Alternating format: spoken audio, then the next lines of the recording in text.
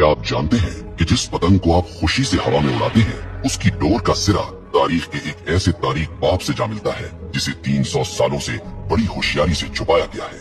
हम इसे बसंत कहते हैं, हम इसे सकाफत कहते हैं, लेकिन तारीख की पुरानी किताबें कुछ और ही कहानी सुना रही हैं। क्या ये वाकई बहार का जश्न है या फिर एक ऐसे शख्स का मातम जिसने तारीख में मजहबी नफरत की बुनियाद रखी थी? आज हम जज्बात की नहीं सबूतों की बात करेंगे। आज हम तारीख के उस बंद दरवाजे को खोलेंगे और आपके सामने वो हकाइक रखेंगे जो शायद आपसे हमेशा छुपाए गए।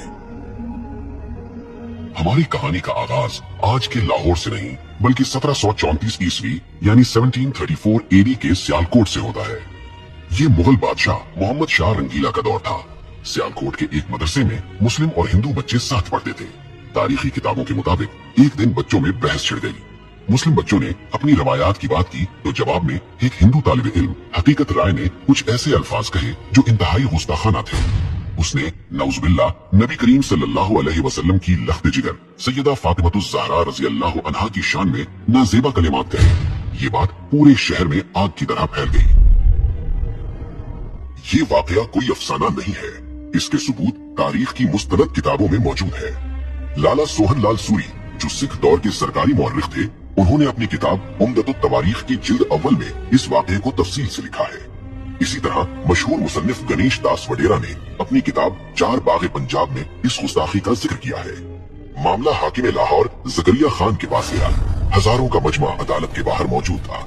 शहर के काजी ने फतवा दिया कि इस जुर्म की माफी सिर्फ एक सूरत में हो सकती है कि हकीकत राय इस्लाम कबूल कर ले, लेकिन उसने इनकार कर दिया। कानून के मुताबिक उसे सजाए मौत सुनाई गई और तारीख बताती है कि जिस दिन हकीकत राय को सजा दी गई वो बसंत पंचमी का दिन था। अब यहाँ ये जानना जरूरी है कि बसंत पंचमी असल में है क्या। हिंदू तकवीम के मुताबिक ये बहार की आमद का पहला दिन होता है। बसंत का मतलब है बहार और पंचमी का मतलब है 5वां दिन। ये दिन इल्म और फन की देवी सरस्वती की पूजा से मंसूब है। इस दिन हर तरफ जर्द रंग नजर आता है। लोग जर्द कपड़े पहनते हैं और पीले पकवान बनाते हैं क्योंकि जर्द रंग सरसों के खिलते हुए फूलों और जिंदगी की अलामत समझा जाता है। लेकिन सन 1741 की इस बसंत ने एक नया रुख इख्तियार कर लिया। जिस दिन पूरा शहर बहार के रंगों में रंगा था, हिंदू बिरादरी ने हकीकत राय की मौत की वजह से इस दिन को यौम सोग मना लिया। कहा जाता है कि उसकी याद में उन्होंने आसमान की बुलंदियों की तरफ पतंगे उड़ाना शुरू की ताकि उसकी रूह को खिराज तहसीन पेश किया जा सके और ये पैगाम दिया जाए कि एक मासूम की रूह आसमानों की वसतों में आजाद है। ये था वो बीज जो एक मजहबी जश्न के अंदर एक खास वाक़े की याद और नफरत की जमीन में बोया गया था। लेकिन हैरत की बात यह है कि वो दिन जो एक मौत के दुख में सोग के तौर पर शुरू हुआ था, वो वक्त की धूल में दबकर एक अजीमुशान जश्न में कैसे बदल गया। वक्त का पहिया घूमा और पंजाब में सिखों की हुकूमत कायम हो गई। ये महाराजा रंजीत सिंह का दौर था। रंजीत सिंह ने देखा कि बसंत का त्योहार लोगों में मकबूल है। उन्होंने इस मजहबी सोग को एक शाही मेले में बदल दिया। तारीखी रिकॉर्ड्स बताते हैं कि महाराजा हर साल इस त्योहार पर लाखों रुपए उस जमाने के पतंगों और इनाम इकराम पर लुटा देते थे। यहीं से मुसलमानों ने भी अनजाने में इसे महज एक कल्चरल इवेंट समझकर मनाना शुरू कर दिया। वो भूल गए कि इसकी बुनियाद कहाँ रखी गई थी। फिर 1849 में अंग्रेज ब्रिटिश राज आ गए।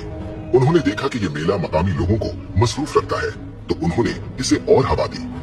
अंग्रेजों के दौर में लाहौर के अंदर बाकायदा बसंत क्लब बन गए। छतों पर होने वाली पार्टियां और होटलों में होने वाले रक्स अब लाहौर की पहचान बन चुके थे।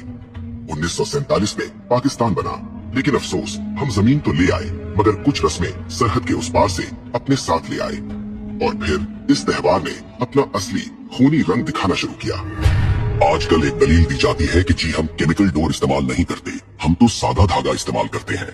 ये एक बहुत बड़ी गलतफहमी है। साइंस कहती है कि जब धागे पर कांच और केमिकल लगकर हजारों फुट की बुलंदी पर तनता है और हवा का दबाव उस पर पड़ता है तो वो तनाव की वजह से एक आरी जितना तेज हो जाता है। जब वो मोटरसाइकिल पर जाते हुए किसी इंसान के गले से टकराता है तो वो केमिकल हो या ना हो वो शाहरग काट देता है।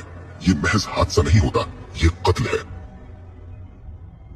आइए जज्बाती बातों को छोड़कर आदादो शुमार स्टेटिस्टिक्स देखते हैं। पुलिस रिकॉर्ड और अस्पतालों के डेटा के मुताबिक सिर्फ 2006 से 2009 के 3 खूनी सालों में लाहौर, फैसलाबाद और गुजरांवाला में 119 अफराद इस खूनी खेल की नजर हुए। इनमें 40% से ज्यादा वो मासूम बच्चे थे जो पतंग लूटते हुए छत से गिरे या सड़क पर गाड़ी के नीचे आ गए। भारत में सूरत हाल इससे भी बदतर है। जानवरों के हुकूक की तंजीम पीटा की रिपोर्ट के मुताबिक हर साल बसंत के मौसम में हजारों परिंदे आसमान में तनी हुई इंडोरों से कटकर मर जाते हैं। क्या किसी त्योहार की कीमत इतनी लाशें हो सकती है? सिर्फ इंसानी जाने नहीं, ये शौक मुल्क की मईशत को भी अरबों का नुकसान पहुंचाता है।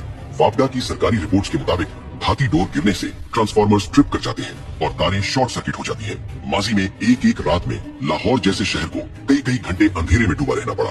करोड़ों रुपए की बिजली जाया होती है और ये बोझ आखिरकार आवाम की जेब पर ही पड़ता है। क्या हम चंद घंटों की तफरीह के लिए अपनी ही अमलाक को आग लगा रहे हैं?